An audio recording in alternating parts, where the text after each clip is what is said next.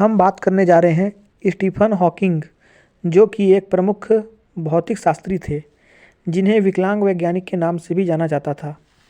Stephen Hawking का जन्म England में 8 जनवरी 1942 में हुआ था। हॉकिंग ने जब जन्म लिया था तब इनके पिता एक चिकित्सा शोधकर्ता थे। उनका नाम फ्रैंक था। वहीं इनकी माता का नाम इसोबेल था और जो चिकित्सा अनुसंधान संस्थान में एक सचिव थी। स्टीफन हॉकिंग एक संपन्न परिवार से थे। सन 1963 में 21 वर्ष में स्टीफन हॉकिंग की सेहत बिगड़ने लगी थी।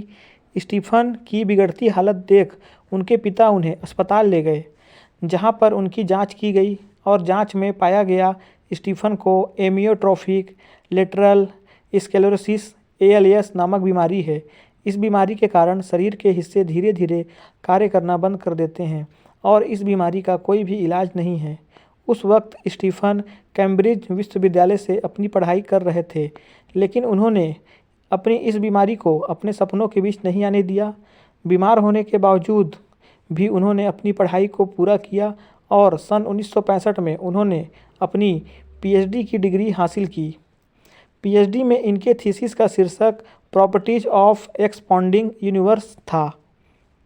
स्टीफन एक विश्व प्रसिद्ध ब्रितानी भौतिक विज्ञानी के साथ साथ ब्रह्मांड विज्ञानी के लेखक एवं कैम्ब्रिज विश्वविद्यालय में सैद्धांतिक ब्रह्मांड विज्ञान केंद्र के शोध के निर्देशक भी थे।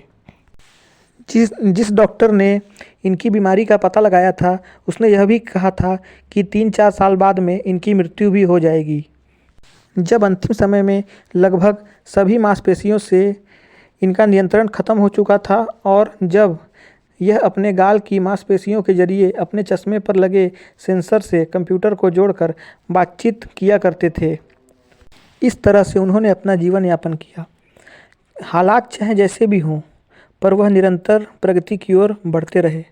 ऐसे करते करते 14 मार्च सन 2018 को उनकी मृत्यु हो गई। हम बात करते हैं अब हॉकिंग के वो महत्वपूर्ण विचार जो हमारी ज़िंदगी को नया ढंग देते हैं। वे बोलते थे, ऊपर सितारों की तरफ देखो, अपने पैरों के नीचे नहीं। जो देखते हो उसका मतलब जानने की कोशिश करो और आश्चर्य करो कि क्या है जो ब्रह्मांड का अस्तित्व बनाए हुए है। हमेशा उत्सुक रहो। चाहे ज़िंदगी जितनी भी कठिन लगे, आप हमेशा कुछ न कुछ कर सकते हैं और सफल हो सकते हैं। मैंने देखा है वो लोग भी जो ये कहते हैं कि सब कुछ पहले से तय है और हम उसे बदलने के लिए कुछ भी नहीं कर सकते। वे भी जब सड़क को पार करते हैं तो पहले देखते हैं, उसके बाद पार करते हैं। जो बुद्धिमत्ता बदलाव के अनुरूप ढलने की क्षमता रखते हैं। विज्ञान केवल एक तर्क का अनुयायी नहीं है, बल्कि रोमांस और जुनून का एक गुण है। यदि आप हमेशा गुस्सा या शिकायत करते हैं तो लोगों के पास आपके लिए समय नहीं रहेगा। अतीत भविष्य की तरह ही अनिश्चित है और केवल संभावनाओं के एक स्पेक्ट्रम के रूप में मौजूद है। स्टीफन हॉकिंग ने एक बहुत फेमस कोट्स कहा था। उन्होंने कहा था, the greatest enemy of knowledge is not ignorance, it is the elevation of knowledge. इसका अर्थ यह है कि ज्ञान का सबसे बड़ा शत्रु अज्ञानता नहीं, बल्कि ज्ञान का भ्रम होना है। हमें कभी ज्ञान का भ्रम नहीं करना चाहिए। अगर हमें किसी विषय के बारे में पता नहीं है तो हमें किसी से पूछ लेना चाहिए। हमें यह जताना नहीं चाहिए कि हमें सब कुछ पता है या हमें सब कुछ आता है। यदि हम ऐसा करते हैं तो हम सही ज्ञान को प्राप्त नहीं कर पाते हैं। स्टीफन हॉकिंग ने 13 डिग्रियां हासिल की थीं और उन्हें कई पुरस्कार भी मिले। जैसे 1966 में स्टीफन हॉकिंग को एडम्स पुरस्कार दिया गया था। इसके बाद हेनीमान पुरस्कार उन्हें 1976 में मिला था। 1985 में हॉकिंग को RSS गोल्ड मेडल और 1987 में Dirac medal of the institute of physical भी दिया गया था। इसके बाद 1988 में इस महान वैज्ञानिक को वुल्फ पुरस्कार भी दिया गया था और भी अन्य पुरस्कार इन्हें दिए गए थे। अब बात करते हैं उनके द्वारा लिखी गई महत्वपूर्ण पुस्तकों की। तो पहली पुस्तक यहाँ पे दी हुई है, a brief history of time. Hawking द्वारा लिखी गई सबसे पहली किताब थी। यह बिग बैंग और ब्लैक होल के विषय पर आधारित थी और 1988 में प्रकाशित हुई। ये किताब 40 भाषाओं में उपलब्ध है। दूसरी किताब में the universe in A nutshell, यह 2001 में प्रकाशित की गई थी और हॉकिंग द्वारा लिखी गई इस किताब को 2002 में एवेंटिस प्राइज ऑफ साइंस बुक्स मिला था।